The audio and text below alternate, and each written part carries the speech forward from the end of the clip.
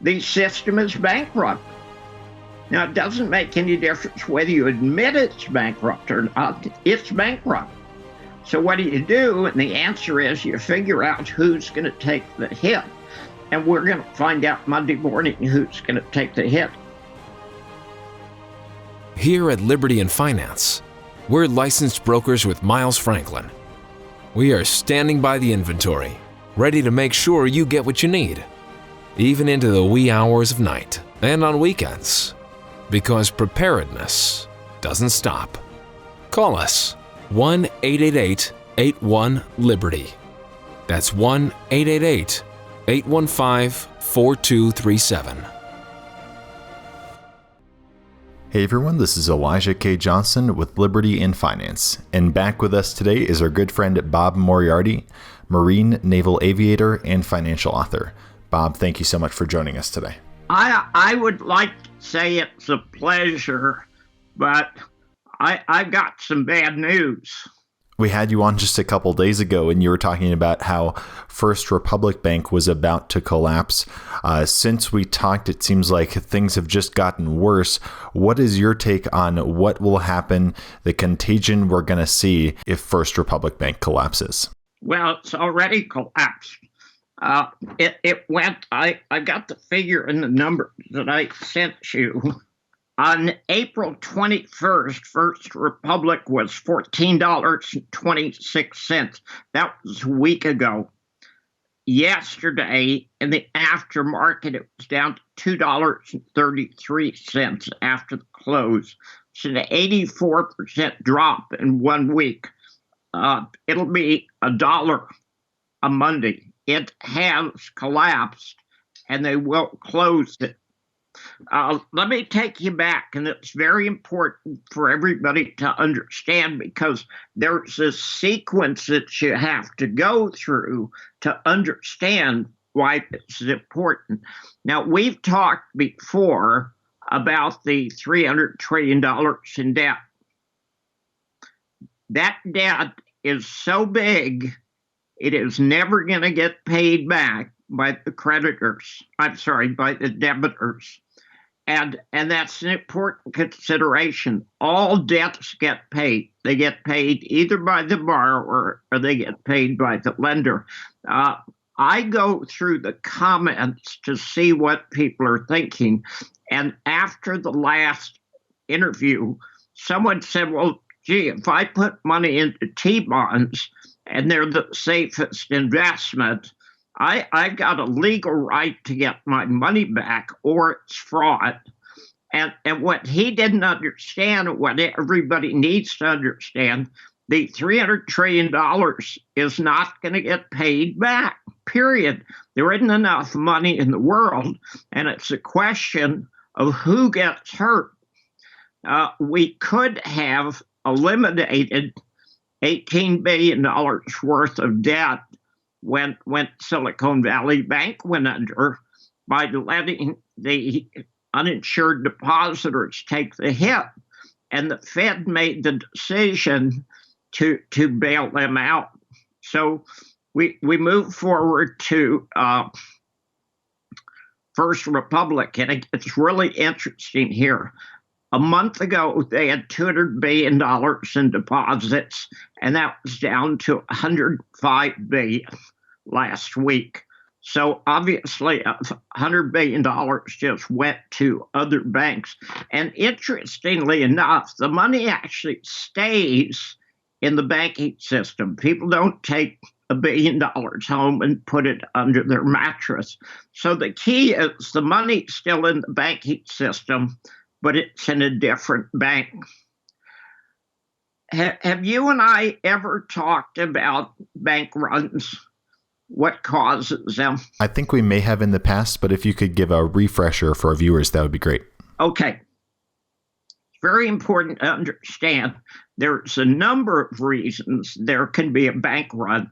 On Silicon Valley Bank, okay, one high-value investor told the companies that he was working with they should withdraw their money. So they withdrew the money based on one person saying that. and that caused Silicon Valley Bank to go under. Then the Fed came in and paid off $18 billion in uninsured deposits. So now we've got a situation where about 2/3 of the remaining money in First Republic is uninsured. So we've gone from 18 billion in uninsured deposits up to about 65 or 66 billion dollars. And the question, and that's why it's important for us to do this today, is does the Fed backstop the 65 billion, or do they let the depositors take the hit? If they backstop it, they just have put the United States into hyperinflation. They're going to say, well, we're doing what's good for the economy. Well, they're not doing what's good for the economy. They're doing what's good for the oligarchs. They're protecting the bank, but they're protecting it at the expense of the taxpayers, which I would be against. So we're going to see either tomorrow, Sunday, or Monday morning exactly what the Fed's going to do. But Wall Street on Parade made a really good post a couple of days ago, and they said these 11 banks that pledged $30 billion to First Republic, 4 of them have $143 trillion in derivatives, and that's at risk. And what they're really trying to do is not protect First Republic, they're trying to protect themselves. Now, the $30 billion is interesting because 1, it's uninsured, and 2, they cannot withdraw the money. So essentially it means the 11 banks just threw $30 billion down a hole. Now, do you see how the numbers are getting bigger and bigger and bigger and bigger? If we start screwing around with $143 trillion in derivatives, we got a problem. Now, let me explain derivatives so everyone can understand them. People use the term derivatives and they never define it, and it's a confusing term if you're not a financial guy. A derivative derives its value from something else. If you go out and buy a 100-ounce contract of gold, that has a value of $200,000. Okay, that is not a derivative. That's an actual purchase. There is gold, and this is something that you can measure. However, if you own that contract of gold worth $200,000, you could sell a put or a call on it, which is an option to either sell at a specific time at a specific price, or to buy at a specific time at a specific price. The puts and the calls are derivatives.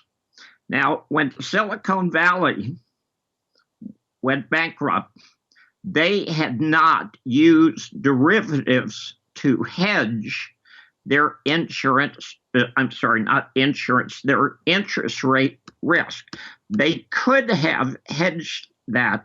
Now, I'm going to give you a number that I just literally came up with an hour ago. I just went, holy cow.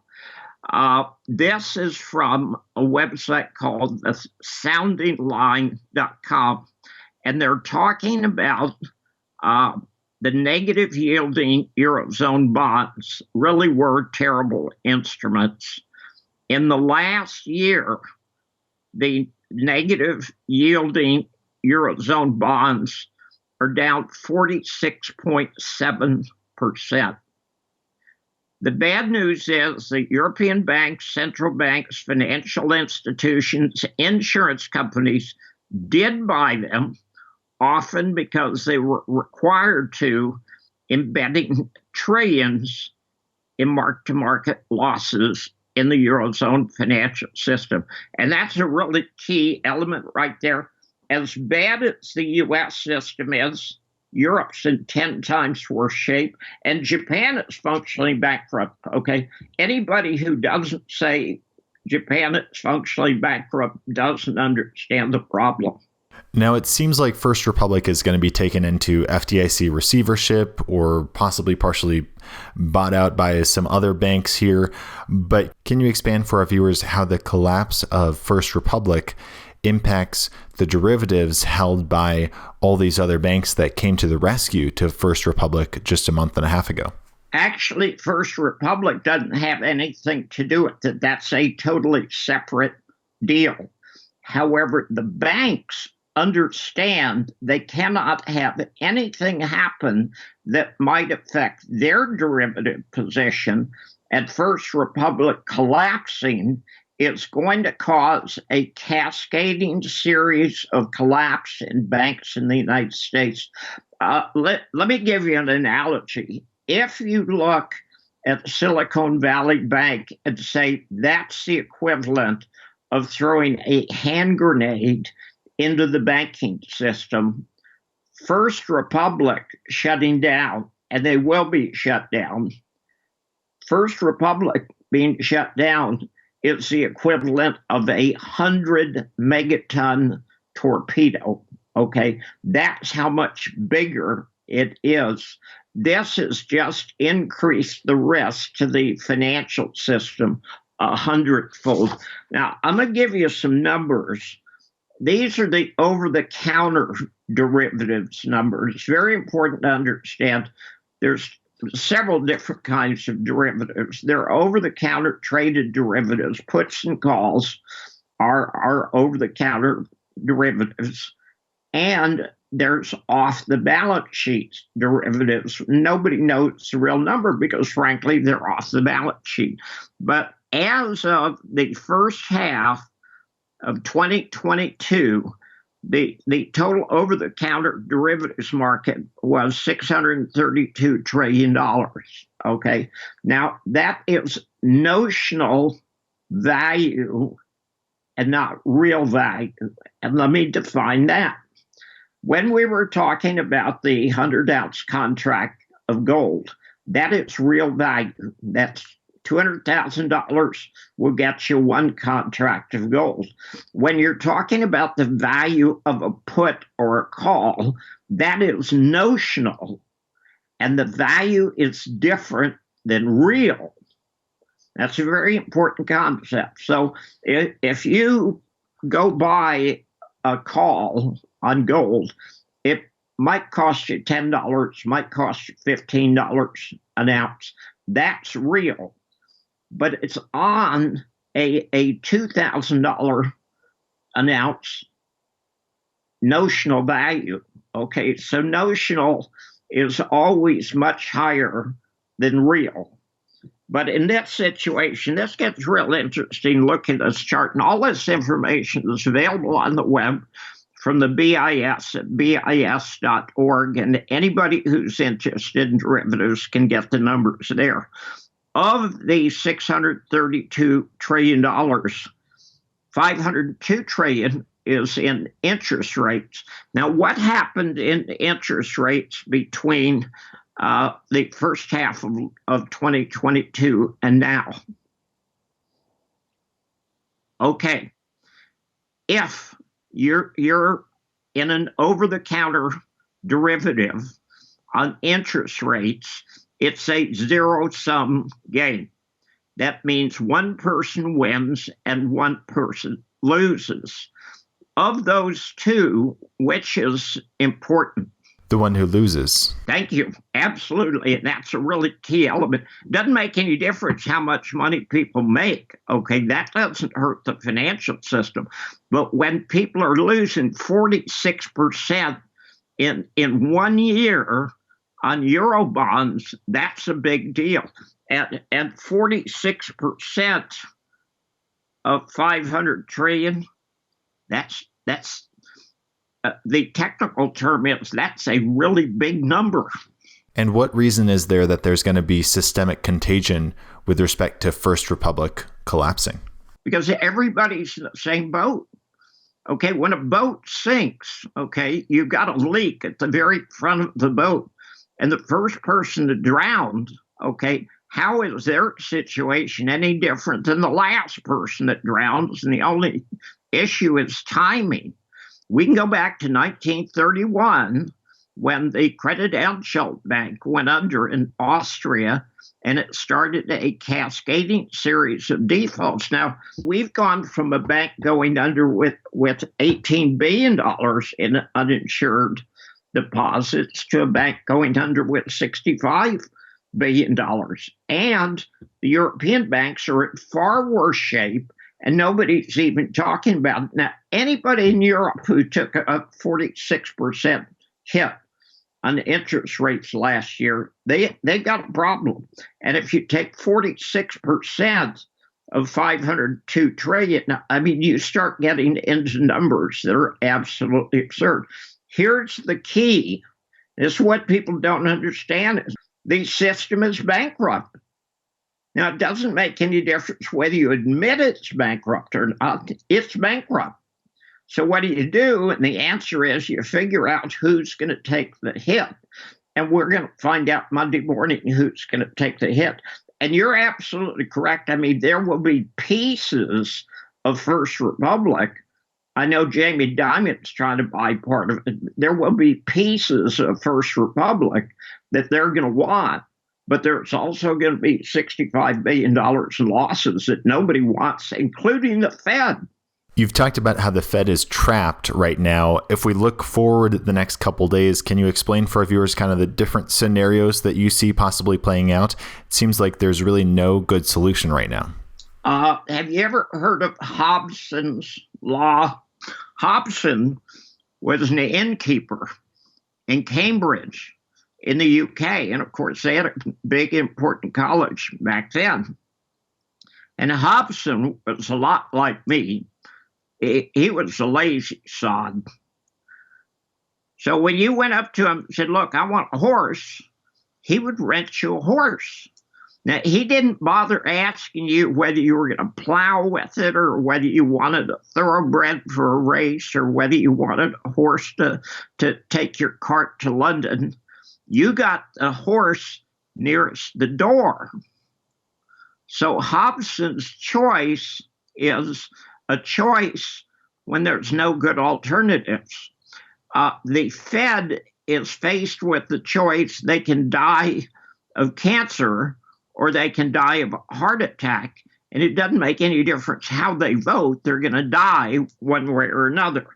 Okay, the Fed, let's accept the number of $65 billion as being uninsured deposits with First Reserve.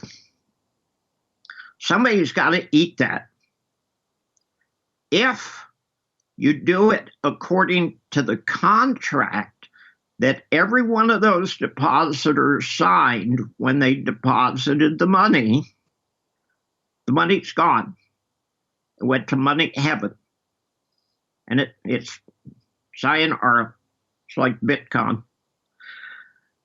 However, on the other hand, if the Fed looks at it and says, it didn't hurt anything to bail out Silicon Valley, so we'll bail out First Republic. When do they stop? They're not going to stop when they run out of money because they've already run out of money. They had a drawing facility that banks that were in trouble could draw on. And First Republic drew down $100 billion in addition to the $30 billion that the 11 banks donated to them. So it doesn't make any difference what happens if the Fed is screwed. The only difference is, and this is very important, that the taxpayers get screwed.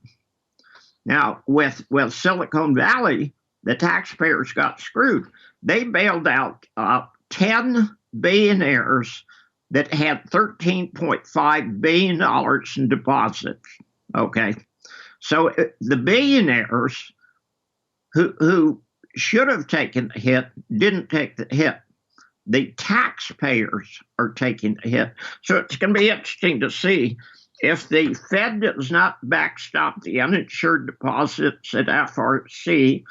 of about 65 billion, the money immediately goes to money heaven, disappears as debt.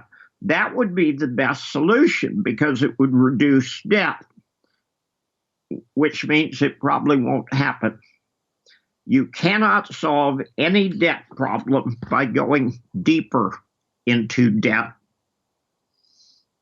Now, under the scenario that they just let the money disappear, then you'd think that it would cause a bank run, right? Because people who had more than $250,000 in other banks would then realize, oh, wait a second, my funds aren't insured. And then I don't know where they'd put their money, but it seems like people would start pulling their money out of the bank. Yeah, but here's what's funny. That's not true. We know that's not true because they backstopped Silicon Valley and nobody lost a cent there except the shareholders. However, it didn't work, okay? And for a bank to lose 50% of their deposits in a month, that's like a really big deal.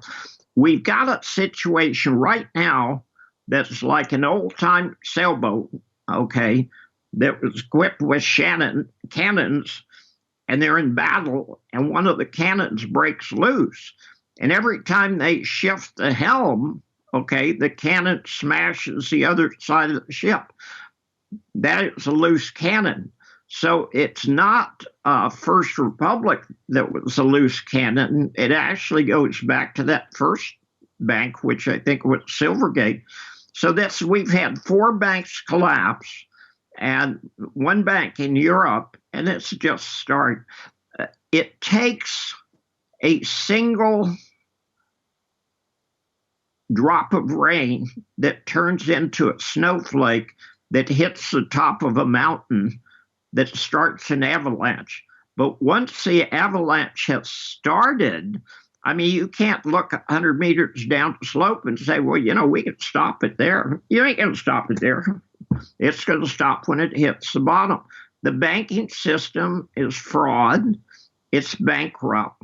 The $300 trillion is never going to get paid. A lot of people, including very nice people, are going to take big hits. Back in 1932, 1933, at the depths of the Depression, 25% of Americans lost 100% of their savings. And all I can say is this is going to be worse. Everybody believes we've got FDIC insurance. I mean, they're not going to let the system go broke. They're the guys who made it go broke. Of course they're going to let it go broke because they're too stupid. The very first thing they should have done, and if they don't do this Monday morning, you're going to see a total bank collapse. They need to reinstate the Glass-Steagall Act. The problem is the banks were using free money that they got from the Fed as a casino. So they got to keep all the profits, and the taxpayers get to eat all the losses. Well, the taxpayers are going to wake up sooner or later and say, we're not going to put up with this crap anymore. And we're there. We have a couple viewers' questions for you before we let you go. The first viewer is wanting to know about, in the midst of this banking crisis, where is somewhere safe to put funds? Obviously, we can't give financial advice, but could you share with our viewers maybe some principles to go by? This viewer asks specifically about holding Treasury bonds either by themselves or in money market funds. That's a really good question, and I've answered part of it. When the $300 trillion gets erased, and it is going to get erased one way or another, a lot of money is going to disappear. A lot of money is going to go to money heaven.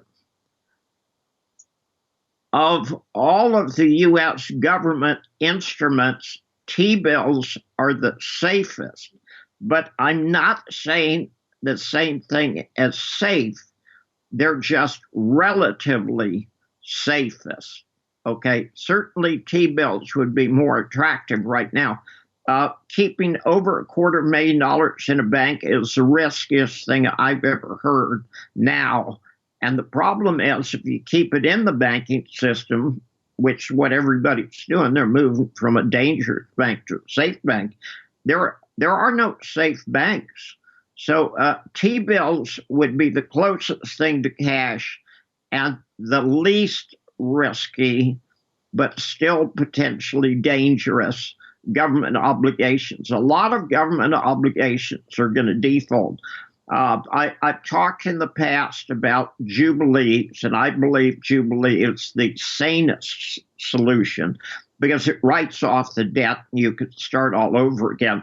A lot of nations that owe money to the IMF, which is a quasi-government agency, are starting to realize they can go to the IMF and say, go pound sand. Okay, there will be a self-inflicted jubilee of institutions like the IMF because people are going to say, we're not going to pay, we haven't got any money. And I think that would be a good thing. I fully approve. Now, you've talked before about holding precious metals as something outside of the system, something that you can hold in your hand, and that really being an insurance policy against financial chaos. This viewer wants to know about junk silver.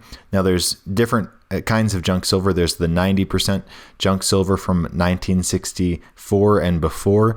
But this viewer is wanting to know specifically about the 40% junk silver halves made a few years after 1964, and then also war nickels made during World War II, and 80% Canadian coinage. Your perspective on all of those, and which is the best?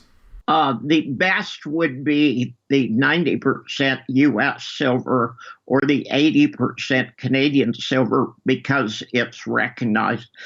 People don't realize this, but the war nickels put out 42, 43, and 44 actually had 1.5 grams of silver in each coin and had far more value in silver than they were worth even back then, but the copper was a necessary war material, so they put in silver instead of copper. But it is accurate. War nickels from the U.S. have a lot of silver in them. If you can buy them at a discount, I have before, and I've done very well on it. And the half dollars and silver dollars up to, I think, 1970 were 40%. And the problem with that is how many people actually still understand that it's 40% silver. However, all of those are good alternatives, and it is Hobson's choice, and we've got a lot of bad alternatives. Putting it in a safety deposit box is a really bad alternative. Buying it as an ETF is a really bad alternative. Gold and silver and platinum and palladium that you can put your hands on is a valid insurance policy. Well, Bob, we really appreciate your time today. Remind our viewers where they can find you online if they're interested in learning more. Right here. I'm here. 321 Gold or 321 Energy or Amazon.com. I've got about a dozen books there. I don't care what you read. I've got something that would be worth reading. And one last viewer's question here. Kay is wanting to know, what was your favorite chicken and why? I had the most beautiful white chicken. And she didn't understand that she was supposed to go back to the cage at night. And I would go out and I would pick her up every night and I would talk to her and I would pet her. And she got used to me. I mean, she'd come running up to me. We were good buddies. And one night I wasn't here to put her back in her cage. And I came back and there was a whole pile of feathers. And I talked to her, but the problem is I don't speak French. She was a French chicken, and she never understood my English, and she got eaten. What we really need to have is a dog story. Well, we'll leave the dog story for next time, but Bob, once again, thank you so much for your time. God bless and have a great weekend. Good deal. Okay, enjoy your weekend. Take the rest of the day off. Miles Franklin Precious Metals is one of America's oldest and most trusted bullion dealers. Miles Franklin is A+ rated and accredited by the Better Business Bureau, licensed and bonded, and has 0 complaints ever registered. Here at Liberty and Finance, we are licensed brokers with Miles Franklin.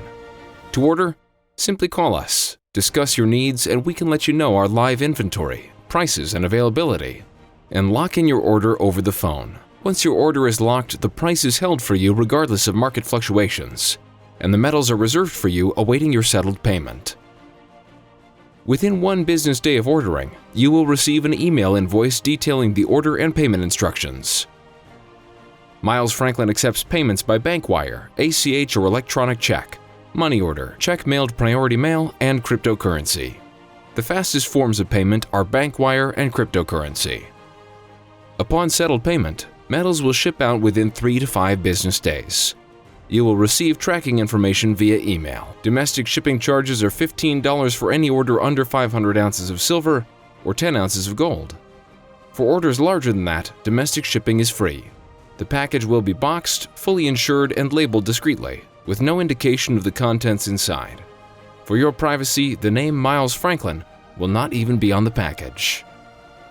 To talk to myself, Kaiser, my brother Elijah, or my father Dunnigan, call 1-888-81-LIBERTY. That's 1-888-815-4237.